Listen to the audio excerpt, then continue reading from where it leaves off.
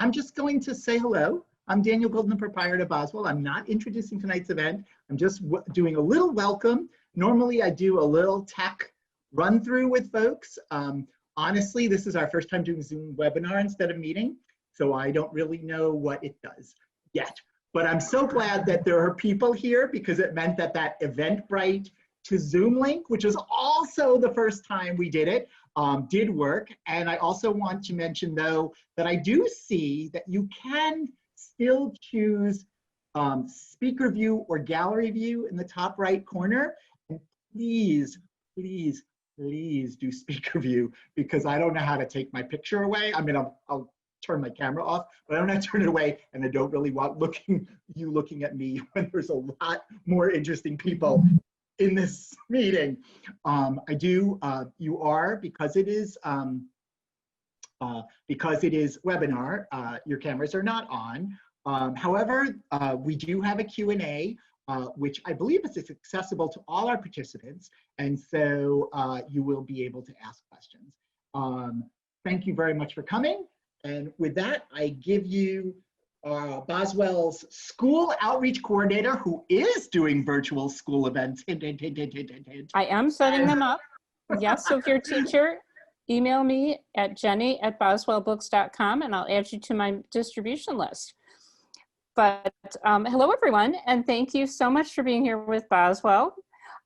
Today is day 4,166 of us being in business, and we have all of you to thank because without you, we wouldn't have a bookstore.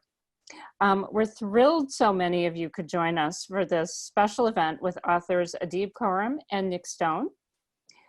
Adib and I met 5 years ago because we both read the same writing blog every morning, and then we'd leave comments, and eventually we followed each other on Twitter, and now here we are. I'm a bookseller, and he's an award-winning author who I'm just beyond happy to be introducing. I've been a huge fan of Adib's writing since I read his debut novel as an advanced copy before it was published. Just like Adib's first book, his new title, Darius the Great Deserves Better, takes on essential topics like identity, depression, and finding connections not just among your peers, but also within your own family. The result is a story that's both fun to read and powerfully moving. Once again, I love the detailed, laugh-out-loud observations Darius makes about the world around him. Adib Khorram won the Morris Award from the American Library Association, which is given annually to a first-time writer writing for teens. He also won the Asian Pacific American Literature Association's Young Adult Award and a Boston Globe Horn Book Award honor. Wow. Obviously, Boswell is honored to have him here with us virtually. I'd like to extend a special welcome to Adib's conversation partner, Nick Stone, who is a favorite among our young adult booksellers. Her book, Dear Martin, was a New York Times bestseller and a William C. Morris Award finalist. The sequel, Dear Justice, will be published on September 29th. And now I'll turn the conversation over to Adib and Nick. Welcome to both of you. Thanks. Adib is my favorite. So this is me saying this out loud to everybody here. We met on Twitter years before even I was published. I think we met in what, like 2015 or 2016? I feel like it was 16. Yeah. I was very shy on Twitter in 15, and in 16, I was like, oh, I should try to like actually make friends. Yes. And you were just so kind. I remember you being so kind, and I just wanted to be friends. And here we are. Here we are. Here we are. Some years later. So this gorgeous piece of work, look at it. It's beautiful. Came out on Tuesday. And I am upset with you because I liked it even better than Darius the Great is Not Okay. And like, that's saying a lot, right? So we're both working on sequels. Well, your sequel is published. Tell me about your sequel process. Like, what made you decide to do a sequel to Darius? It was it was a lot of little things, and it actually makes me really glad to say that you liked it better than the first, because one of my rules for myself was that it had to be as good as, if not better than, the first one, or it wasn't worth doing. Mm-hmm. Like, it had to be Empire Strikes Back, not, I'm trying to think of like a bad sequel. Oh, there are a lot of Like, those. it has to be Empire Strikes Back, not The Two Towers. Like, it has to be better. But it was kind of an accident that I ended up writing it in the first place, because after everyone always says, like, when you're publishing your first book, always be working on your second book while you're like waiting for it to come out. And so I did. I was working on my second book. It was a delightful story with fun characters and a very like Leslie Knope-ish protagonist. And I love Leslie Knope. So I was like, what would happen if Leslie Knope was a gay boy in high school? And it was a lovely story, and I was so excited for it, even though it was like pulling teeth at times. And I sent it off to my agent, patted myself on the back, and like 3 weeks later, she calls and she's like, oh, I'd love to, I've read it and I'd love to talk about it. How honest do you want me to be? And I was like, oh no, please be very honest. I'm a theater kid, I can take it. And we had this, she basically said, like, this was a fun world and these were lovely characters, but it would be great if we could find a plot. And I was like, I was hoping you would tell me what the plot is. That's why I sent it to you. And we had this really great conversation about like what I was trying to do, where I was failing, and whether it was like the right story to be telling right now. And it turned out that I was just like, it was not the right story for me to try to tell right now. I was maybe not in the right place in my life, or whatever had sparked it at the beginning, the spark had dissipated by the end. And so we shelved it. And she said, what else do you have going on? Like, what other ideas do you have? And I was like, well, like a while ago, I was doing an event, a bookstore event and Dana, my editor, was in the audience, and someone in the crowd asked if I was ever going to write a sequel to Darius. And I was like, well, I don't know. But Dana was in the back giving me 2 thumbs up. And I was like, oh, maybe I should think about it. And so I mentioned that to Molly, my agent, and Molly's like, well, what would you write a sequel about? And I kind of rattled her off a pitch about Darius, since like having come out as gay in the interim. So he's already out and he has a boyfriend and he's playing on the soccer team, but he is feeling really unsettled in life because I feel like one of the things that I did as a teenager, and that I assume a lot of teenagers do, but maybe I'm very weird, is like I would define myself by all these goals I had for myself. And then sometimes I would achieve them and they'd be great. And sometimes I would fail and that would be terrible. And sometimes there was this weird thing where I would achieve them, but it would still be terrible because it wasn't right for me. And I wanted to tell a story about that. And so then we pitched it to Dana, and Dana was like, yes, I think maybe this is the right next project. And so I made an outline, which I've literally never done in my life. Like, ever. I don't like outlines. And I've since done like one other outline for a different project since. And I've come to the conclusion that every book just has different needs, and some need outlines and some don't. But so I wrote an outline, and then I like wrote the book, and it was so like joyful and easy. And I've never had a book like that before or since. And I wish I could just bottle that feeling of like, I love the story and I love the characters and I'm having fun writing. Yeah. And I sent it in, and it was actually one of the best first drafts I've ever done. It was like somewhat cohesive, which is saying a lot for my first drafts because they're usually dumpster fires.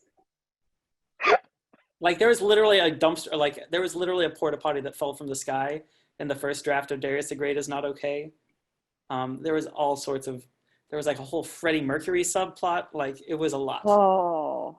And I love Freddie Mercury. I need to read that draft. I want that draft. Give it to me. I want to read it. I love Freddie Mercury. It can never compare to Odd One Out though, as like the pure Freddie love. Oh man, I love me some Freddie Mercury. I love Freddie Mercury. But yeah, but this one was like pretty together, and it was weird and really great. And so yeah. It's so good. Like so I'm like reading. You do so much in this one book, but at no point did I ever feel like you were, sometimes it's like, oh, but this person, like they have this going on and this going on and they're just doing too much. That doesn't happen here. But you have this, so we have Darius with a boyfriend from page 1, which is just gorgeous. I'm also in the very beginning of this book. By the way, I cut Darius's hair.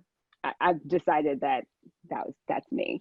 You're not wrong. So I'm not wrong. I mean, she's great. So you have all of this going on. You have Landon is Darius's boyfriend, and Landon apparently has the nicest lips of any white guy ever on earth, which is very exciting. It's saying a lot, and it's very exciting. And then you also have him grappling with all of these other things. I love what you do. So some of the things I want to touch on, and I'm just going to like throw a word at you, and I want you to tell us why it was important for you to touch on this particular thing in the book. Okay. You ready? Yes. Consent. Ooh, one of my kind of role models as far as authorship is Lori Hal Sanderson. And I think so much about what she talks about, how we are constantly failing young readers and not teaching them to own their own bodies and to respect other people's bodies. And so I really wanted to explore what that looks like, especially when it's two boys, because I feel like a lot of times in the body of YA work, we see a lot of, guy pressuring girl to do stuff. And then girl finally like being like, okay, I'm ready now. And like, that's like their entire romantic arc. And it like, oh, now they're going to have sex at the end. And, and I felt like that was just vastly different from all of my experiences. And I assume different from other people's experiences too. But again, maybe I'm weird. And so I really wanted to explore what that was like. And I also feel like when I was writing the first book, I like had this moment where like, oh, I'm like parent age now. Like I'm closer in age to Darius's parents than I am to Darius. And that made me think a lot about like what I would want to do if I had a teenage child, how I would want to prepare them for the world.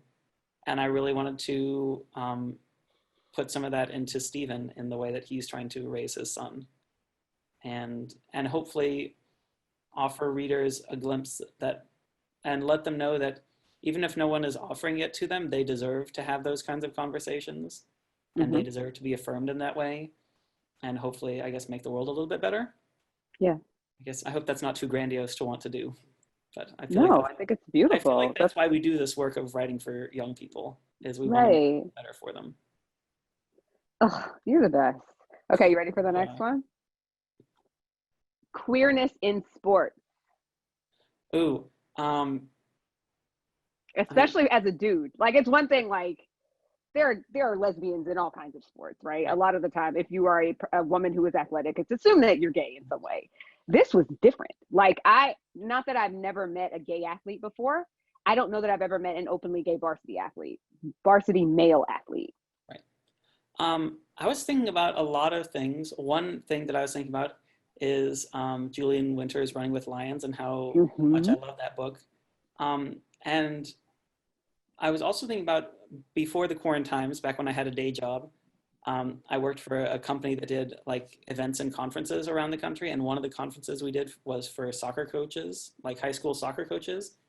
And I sat in on some of the like sessions they were doing. And one of them was on how to make safe spaces for their players.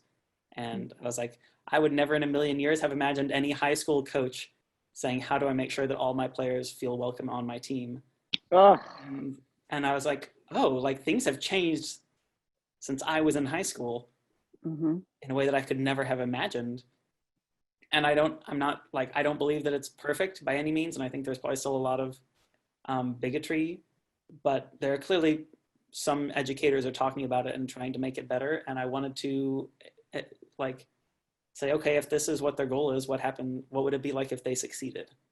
And so I wanted to put Darius on a team that was affirming to him and had rejected bigotry and toxic masculinity in their team and always had his back, which I think is like the best thing about playing a team sport is that gelling that happens with teammates, which is something that I never experienced, but I assume is a lot like when you're in theater and the whole cast comes together and like puts on a show. I assume that's what it feels like to play in a soccer game. Yeah, you're not wrong. Not wrong at all. Right. Third is intergenerational relationships / grandmothers. Ooh, it's it was so exciting to get to go back and write about Darius's relationship with his grandmothers, because in the first book, I put in a line that Darius had 2 grandmothers on his dad's side. And I don't even know necessarily why I made that choice. It was just one of those things. I was like, oh, I think Darius should have 2 grandmothers on his dad's side. And then I never imagined I'd get to come back and explore that. And when I did, it was so exciting. And I think a lot about how when I talk to queer students, when I do school visits, their experiences are so different than mine. Their frame of reference is different than mine. Their understanding of queer history is different than mine. I was in high school, like right around the turn of the millennium. And so I remember growing up, I feel like the AIDS crisis had like somewhat subsided, but it was still very much if you're gay and have sex, you're gonna die. Like, that was the entirety of my education. And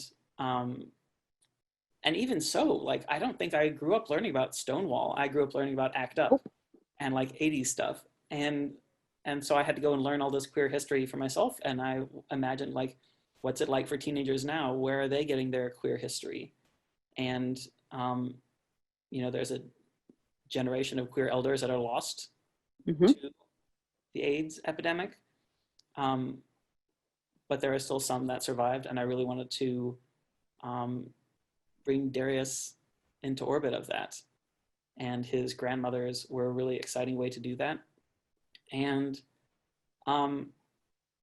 it's funny, I also just think of, like, I'm 35, and sometimes I'm just tired of the way that queer people are treated, and I can't imagine being 65 and still feeling like we haven't come far. And so I also want to just like look at the toll that the fight takes on us, in kind of an honest way, but I like to think I made it in a hopeful way as well, that even if you get tired of the fight, you see a young person come along and they have fresh energy for it, and you kind of get reinvigorated as well.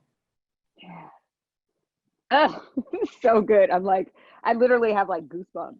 I want to switch gears because there's one more question. There's one more question I want to get to. Okay. I think I'll be able to get to 2 more before we do audience Q&A. One thing that I really loved, both about Darius the Great is Not Okay and Darius the Great Deserves Better, is the way that depression is such an integral part of the story, but the way it's like, but it's not the story, right? And one of my favorite things, especially about Darius the Great Deserves Better, is how you make it so crystal clear that you can be doing all of these great things, you can have this great life, and you can still be depressed. I feel like there are people who are under the impression that, like, oh, well, if you just looked on the bright side, things would be better, right? Why was it important to you to make sure to highlight depression as this thing that kind of exists outside of circumstances? Part of that is just that it's been very true to my life. That even when I'm on cloud 9, even when I'm putting a book out, when I'm getting to go and talk to young people, which is one of the like best things ever, it's still a part of my life, and I still like go back to my hotel room after doing a school visit and just collapse on my bed exhausted because life is really hard and I'm just feeling bad about it. Or there's a voice in my head telling me that no matter what I do, it's never going to be enough, and I will never make the world better for young people. I will never be as successful as I want, or have the life I want to live. And that just never goes away. I learned to deal with it, and I learned how to talk back to that voice and tell it to shut its mouth. And some days that goes really well, and some days it doesn't. I think I was doom scrolling on Twitter, as I often do, which is terrible for me, but I saw Jordan Ifueko, who's the author of The Beautiful Ray Bearer, tweeted today. She's like me, I'm on the NYT bestsellers list. Surely I won't be depressed today. And like depression, oh, but wait, yes, you are. And I know I'm paraphrasing it wrong, but I was like, oh my God, that's such a mood, because even on like the best days in my life, it's always kind of like waiting in the wings a little bit. And so I didn't, I don't know, I just feel like a lot of the YA books I read, especially, I feel like there was from like 2012 or 2013 through 2015 or 2016, there was a whole bunch of YA books that were dealing with mental health.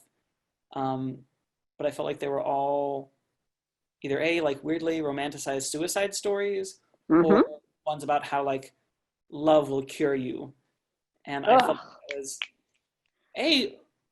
vastly different from my experience, and B, so I don't know, this feels so judgmental, but damaging to no, I completely agree with depression you. who goes and reads it and say, oh, if I just find someone that loves me enough, it'll fix me. And then they end up in a like abusive relationship.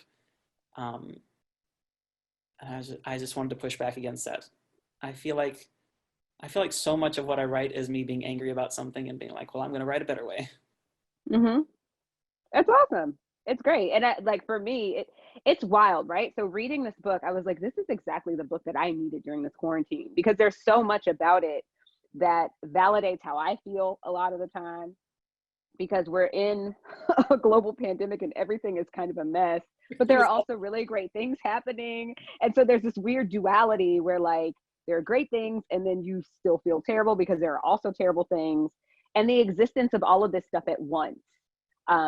I feel like Darius the Great Deserves Better validates kind of the coexistence of so many things. And I personally appreciate you for writing it. Last question from me, because we touched on this a little bit earlier when we were talking about the queer rep in athletics. Something that you do just resoundingly well is you write the world both as it is and both as you envision it being better. Like it's like it could be better, so I'm going to write this vision of it as better than it is, but also as it is. How do you do that? Like, can you teach me? I don't know, I think that's something that I get from your books as well, which I don't know, Adib. I think even when you're examining the toughest of topics,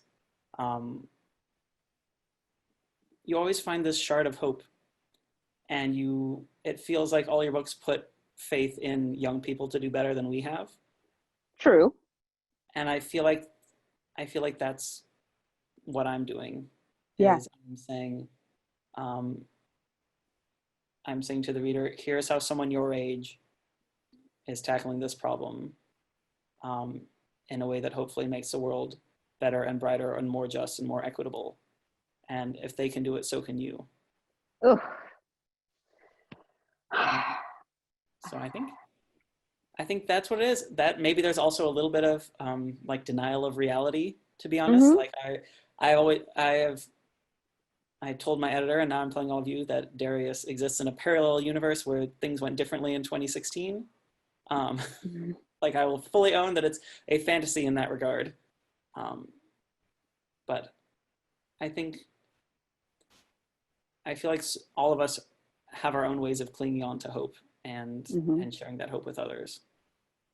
Sorry, I hope that was no, it's amazing. Like I'm like, I have so many feels, right? And I feel like these virtual events can be so taxing, but when you're having this authentic conversation with somebody who clearly cares about people, cares about kids, who wants to make the world better, it just makes it so much less taxing. So thank you for just being a fantastic human being, seriously. And it comes through in your work, it comes through in your books. I just lied because I'm going to ask you one more. Are we going to get like a Darius trilogy, or you're like waiting, or you're working on something else? I am working on something else, another YA novel right now, which is kind of a secret for now, but hopefully we'll be able to announce it soon. There's nothing planned for a third Darius, but just between you and me and everyone in this event, I think it'd be really fun to write one, and a lot is just on kind of, publishing is such a weird business, and so a lot's just going to depend on how this one does, and it's certainly weird to be putting out a book in the quarantimes. Just which I know you felt and are about to feel again. but I guess fingers crossed, because, you know, writing this one was kind of an accident, but having done it, I'm like, well, I find myself making notes of, just in case I get to write a third one, what would happen. And so like I have an idea, which I feel like would be really exciting, and I feel like it's the kind of thing that I have wanted in a story, and I feel like for all writers, like the best stories are the ones that you desperately wish you had. Mm-hmm. So I guess all this to say, fingers crossed.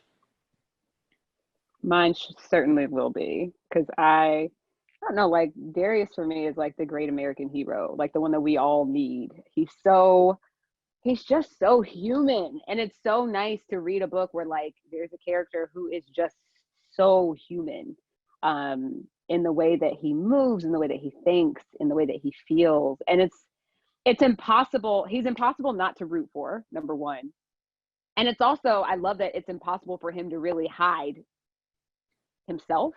The growth that you see, sorry, now I'm just like waxing poetic, but like the growth from Darius at the end of book 1 to Darius here is just, oh, it's just amazing. So anyway, you did a really great job, I'm going to jump into some of these audience questions before I start crying on camera, because anyway. You're the one making me blush.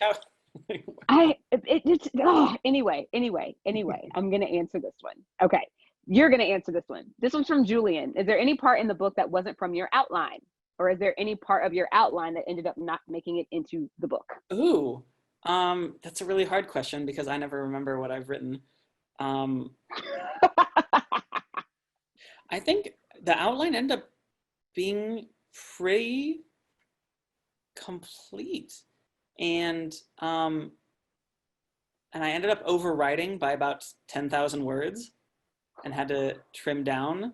For a moment, I spent like a few days just like spiraling, laying on the floor, face down, murmuring into my carpet that I don't like know how to do it. And then I went back and read, and I was like, oh, I literally wrote the same scene in 3 different places because I wasn't sure where it belonged.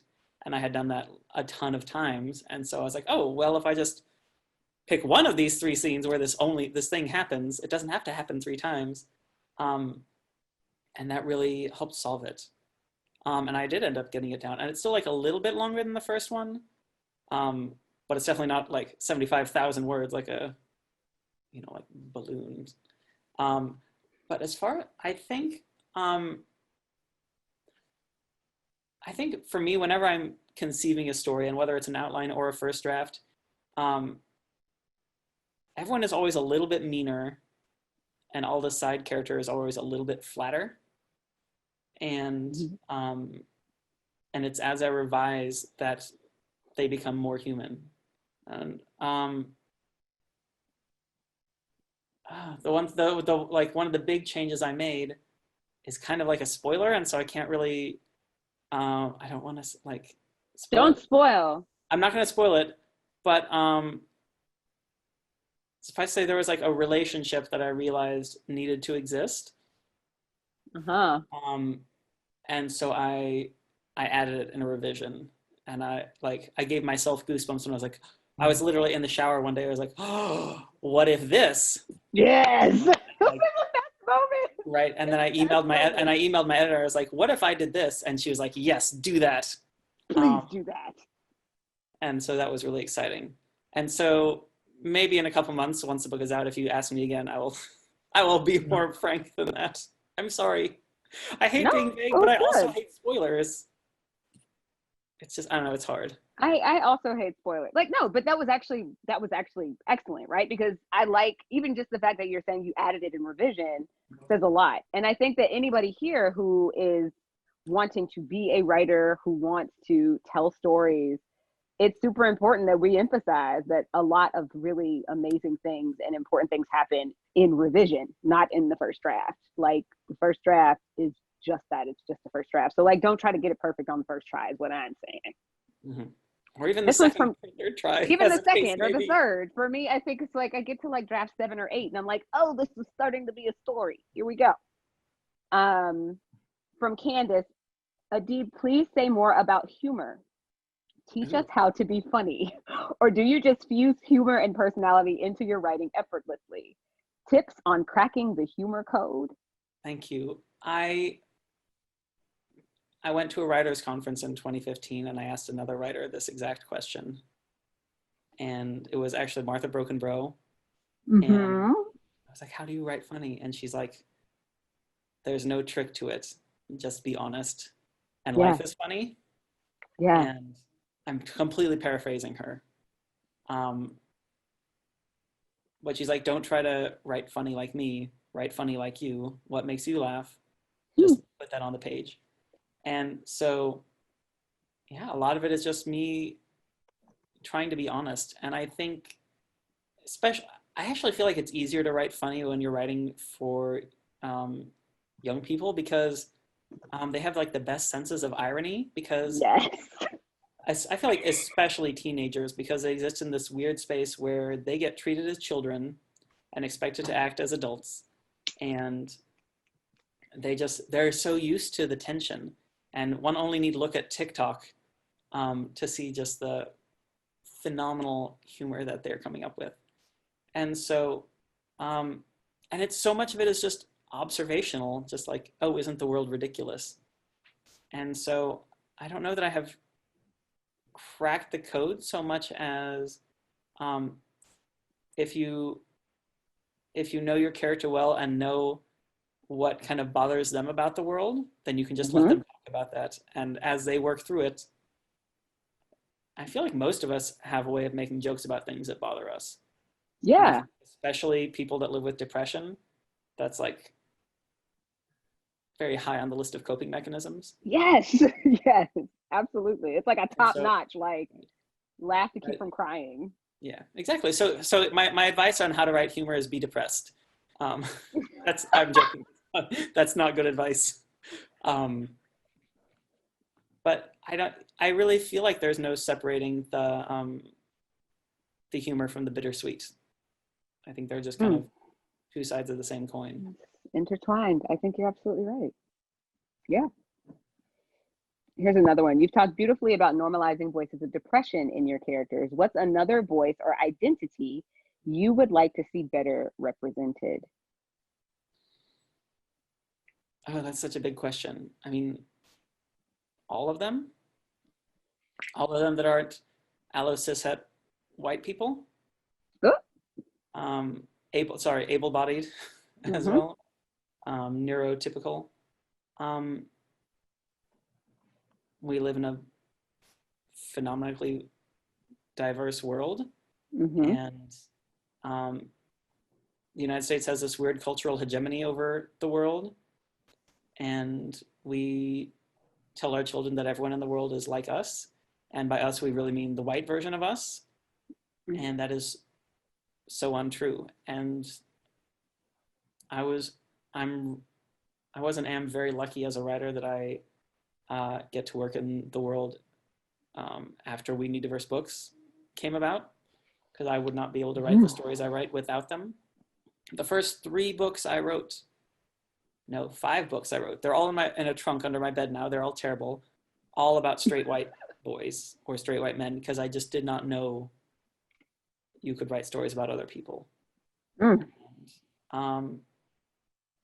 So for me personally, I'm always excited for more stories about depressed people. I'm always excited for more Iranian stories, always excited for more queer stories. And I'm excited, those are the stories that I feel able to tell, because that's been my experience. And I'm so excited for more and more writers to be able to tell me about their experiences and let me know what I've been missing out on. So just more everything. And that feels, I don't know, that feels like such a cop-out in a way, but I truly believe that the more stories we get, the better all of us are and the more enriched our lives are. You're like the best person. It's kind of annoying. That is a lie. No. I am a bag of raccoons. No, but you're also like so pure, right? And you were like, you and Darius, there's this purity of spirit and heart that I wish there was more of in the world. That's what I want more like Adibs in the world is what I want. Oh, I don't know. If there were more of me, my shiny forehead would contribute to global warming, I'm sure.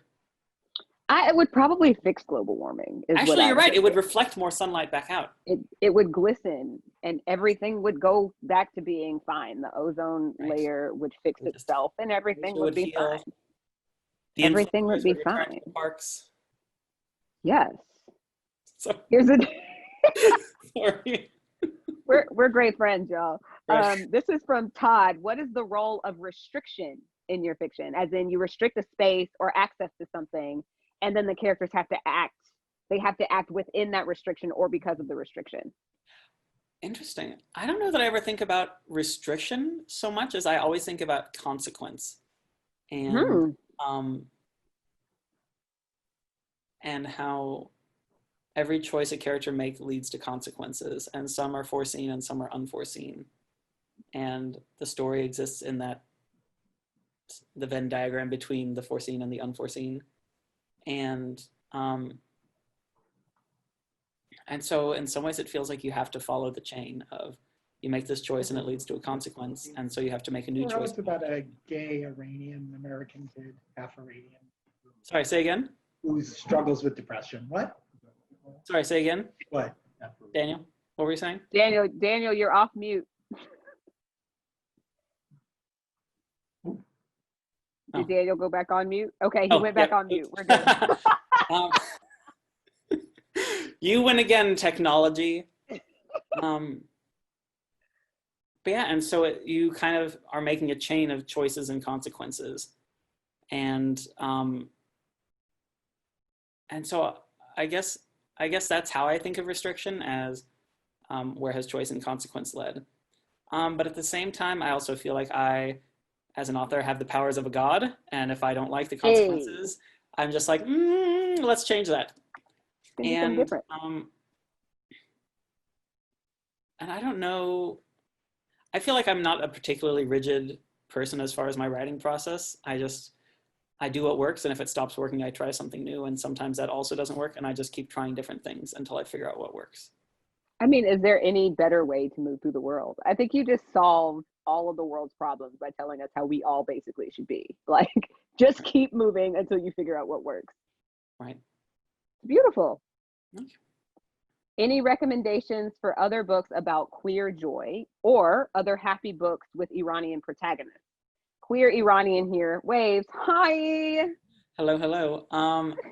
So if you haven't read, well, no, you most likely haven't read Arvin Ahmadi's How It All Blew Up, which comes out in a month, which is why you probably haven't read it, but it's really lovely. Sarah Farzan, also like the OG queer Iranian author, who, like, I would not be writing today if I hadn't found her book, If You Could Be Mine, and be like, oh, I didn't know that queer Iranians were allowed to be in books. And it's so good. That one's kind of sad, but Tell Me Again How a Crush Should Feel is joyful, laugh out loud. Turned my whole world upside down. Like, that book is amazing. So that's a perennial favorite of mine. Where Abdi Nazemian's Like a Love Story takes place during the AIDS crisis, and so there's a lot of sadness to it, but there's a lot of joy too, especially as it kind of explores what happens when you find a queer community. So that's a joyful book. As far as just more broadly queer joy books, I really love You Should See Me in a Crown, and Felix Ever Ever by Kaysen Callender. And if you ever just want to smile from ear to ear for 300 pages, pick up a Julian Winters book, and it's really hard to go Please wrong. Pick up a Julian Winters book. Like, the whole, yes. I mean, I do feel that way about your books. Like, there are moments where you're like, oh, but then most of the time I'm like, oh my gosh, this is so good. But yes, you're right. You're absolutely right about Julian. Right. Here's would you be interested in writing another genre other than YA? Ooh, I actually have written a picture book, which comes out in February, about Nowruz, which is really exciting. I think it'd be really fun to write like fantasy or sci-fi. I don't think I'm smart enough yet, and I feel like as a writer, I'm constantly finding new tools, and even between like the first Darius and this one, I felt that I got better at some things. and I feel like I want to keep getting better at enough things until I'm crack the code on how to write like a fantasy. I also think it'd be really fun to write like a really like intricate mystery, but Mm-hmm. that takes so much planning, and that is like probably my number one weakness as a writer is planning things out ahead of time. And even my outlines are very, very sparse. I was like, this happens and this happens, and then this happens and this happens, and then the end. Like less than a 1-page outline. And I feel like for a mystery, you have to just, I feel like you kind of have to know everything at the start so you know how to make everyone look equally guilty. You need that room with the wall and like the red yarn connecting things. Yeah. And there is a part of me that loves chaos and loves spontaneity. And so I have just a really hard time wrapping my mind around that kind of writing. But I think it'd be really fun to do someday. I think you definitely should. And it would be like the most hilarious mystery ever in life. What piece of writing, this is from Craig, what piece of writing advice do you love, and is there a piece of writing advice that you dislike? Ooh. I'm going to start with the latter one. I hate when people say show, don't tell. And that might be controversial, but I just feel like it's such a, it's like a blasé answer that does not give you any real advice. Because if you ever read a book that is 100% showing, it's painful. It's like pulling teeth. Not everything requires emotional investment. Sometimes there is emotional power in stating something plainly. And so I feel like whenever you give prescriptive advice, you erase the nuance. And I feel like part of the magic of writing is deciding when you're going to show and when you're going to tell. So I don't know. I always hate that advice. As far as favorite advice, one of my favorite pieces of advice, which came from Janet Reed, the blog that Jenny and I have frequented often, is Janet says, pick a book that you really love and type it out word for word.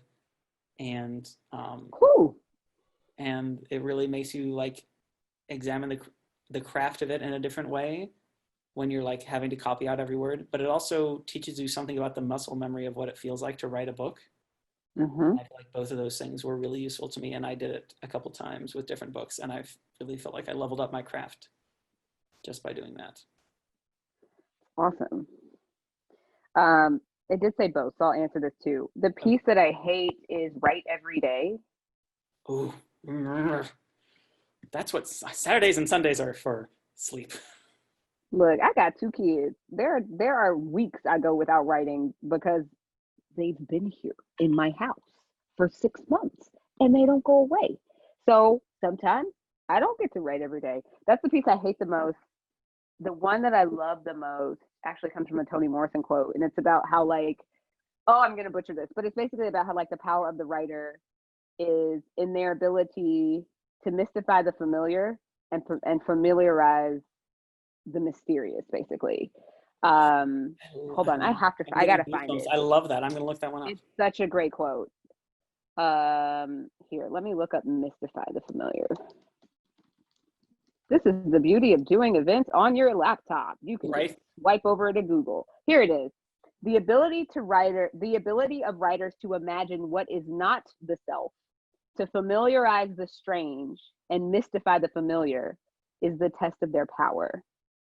And it is just like, so that quote and the thought of like mystifying the familiar and familiarizing the strange, basically turn the world upside down with your writing and make people think about things that they maybe weren't thinking about before.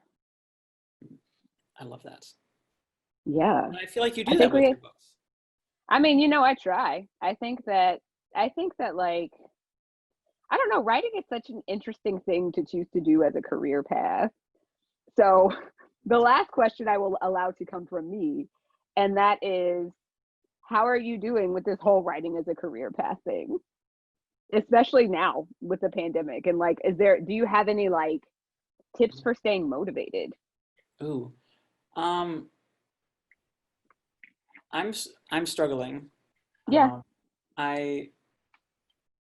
for like the first couple months, back when school, like last school year was still in session, I did a few virtual visits that were supposed to be in person, and they shifted them to virtual. And this was right as everyone was figuring out Zoom. And so we had some exciting Zoom bombing at times, but they were mostly good.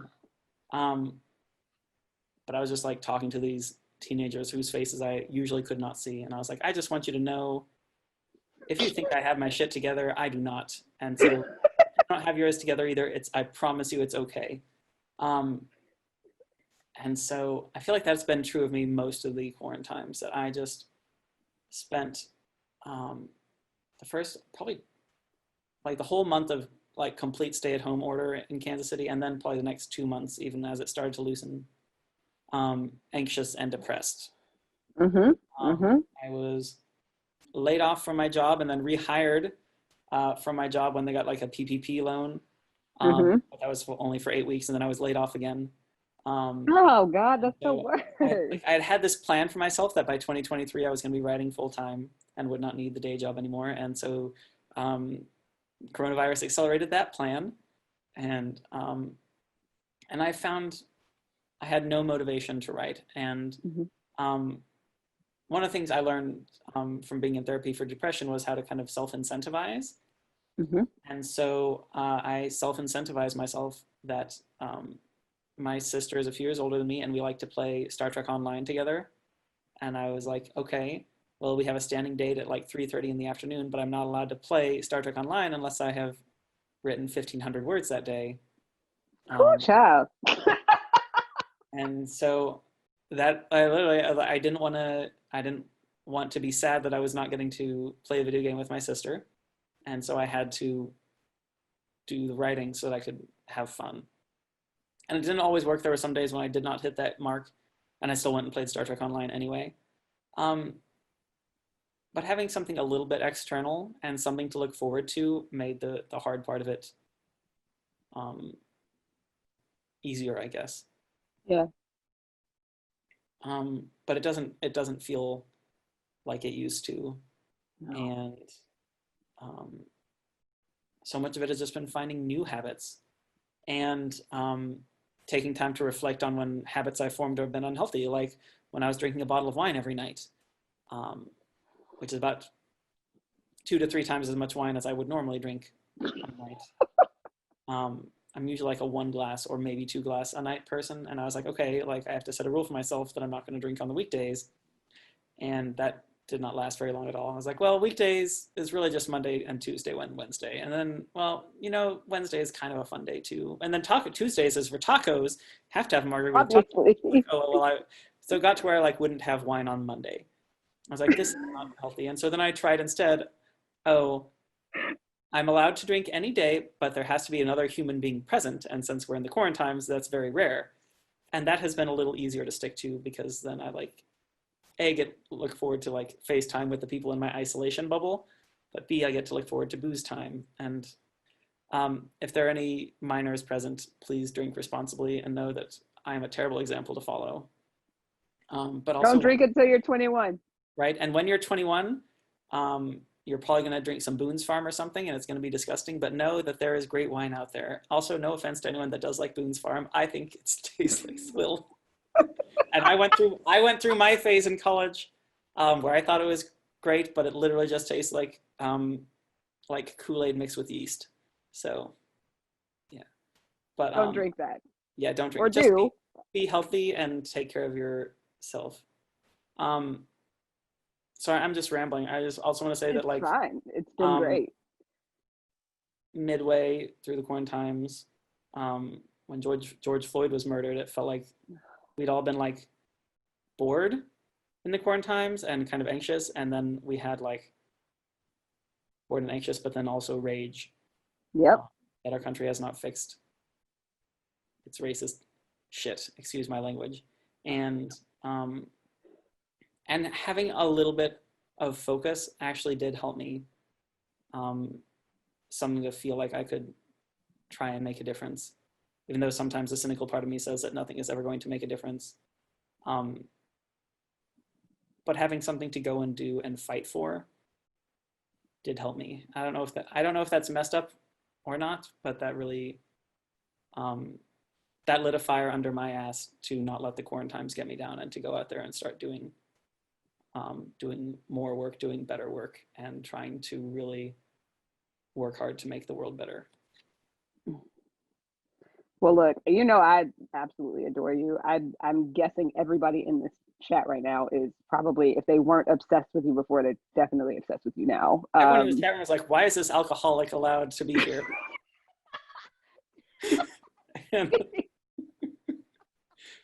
Right.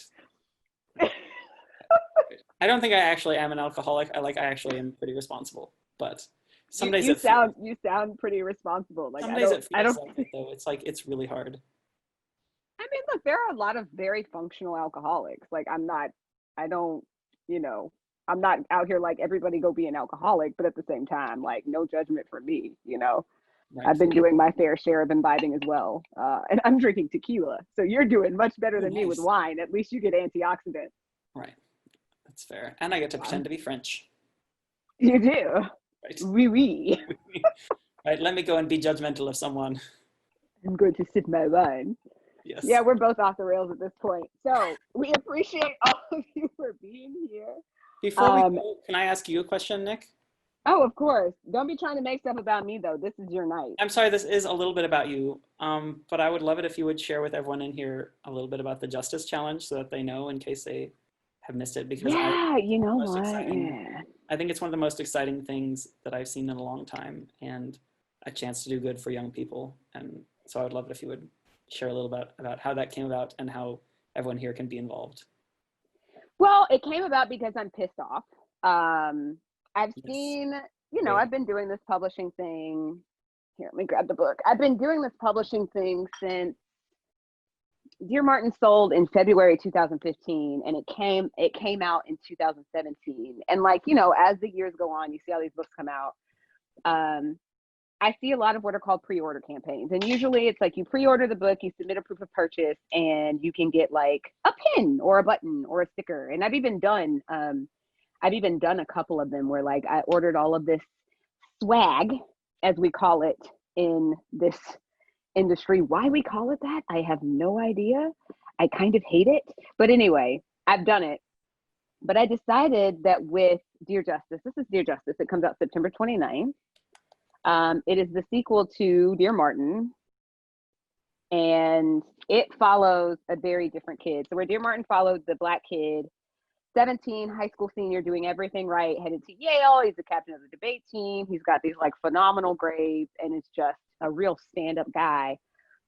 Dear Justice follows a character we actually meet in Dear Martin named Quan. And we meet Quan in juvenile detention because he has confessed to killing the cop who profiles Justice in the first chapter of Dear Martin and kind of sets Justice off on his journey.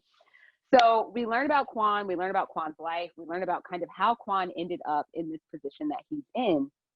And when I was thinking about what this book means, why I wrote it, and what I wanted to kind of like have an opportunity to do in the world, I went to my publishing house and I said, okay, so for a pre-order campaign, what I want to do is I want every pre-order of this book to lead to a kid in a detention center getting a copy either of this book or of Dear Martin. And they went along with it, which was great. Like, I was like, great, I'm glad that this is going to work out. Originally, I was like, I will pull money out of my own pocket to have X amount of copies printed so that this book can go to kids in detention. So what you do, if you pre-order Dear Justice, there's a website, justicechallenge.com. Yes, there it is. Yes, so Justice Challenge, you pre-order, you submit your receipt to this website, and it will count toward a book. So with the pre-orders, it's a paperback of Dear Martin that will go to this. It's an organization called Prisoners Literature Project. And basically this organization distributes books across the country to both jails and juvenile detention centers. So an incarcerated person will get a book as a result of you buying a book. So it's like a buy one, give one. And then if you use the hashtag on either Twitter, Instagram, or Facebook, hashtag Justice Challenge, an arc of Dear Justice will be donated. So the arc this doesn't require a purchase at all. Like I've been putting the hashtag on just random stuff. Like you're posting a twerk video, put the hashtag on it. If you want to post about your new shoes, put the hashtag on it, because why not make sure people who are locked up are getting good books? That's the justice challenge for you, friends. I think it's incredible. And I'm just really honored to know you and know someone that would come up with this awesome idea. So Thank you. I thank you for appreciate being that. I love you. You're great. Thank you for I being love my you. friend and writing these books that are helping me get through the quarantimes. I'm totally stealing that. It is brilliant. Please, I'm trying to get it into Merriam-Webster for the next year. Quarantimes. That's what we're in, friends. Right. But yeah, we appreciate you all coming, hanging out with us, listening to us clown and totally go off the rails a few times. But it's fine. We had a good time. We had a lovely Don't time. drink too much wine, friends. Jenny's coming back to close us out. Yes. Thank you, Adib. Thank you, Nick. And thanks to everybody who showed up tonight to listen to them. This is really just a wonderful chat and conversation between you two. It was great. Thank you. Thank you so much for having Good. us.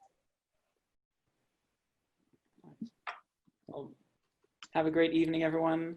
Thank you all, and be gay and do crimes. Bye, everyone. Good night. Thanks for being What here. Adib said. Bye. Bye.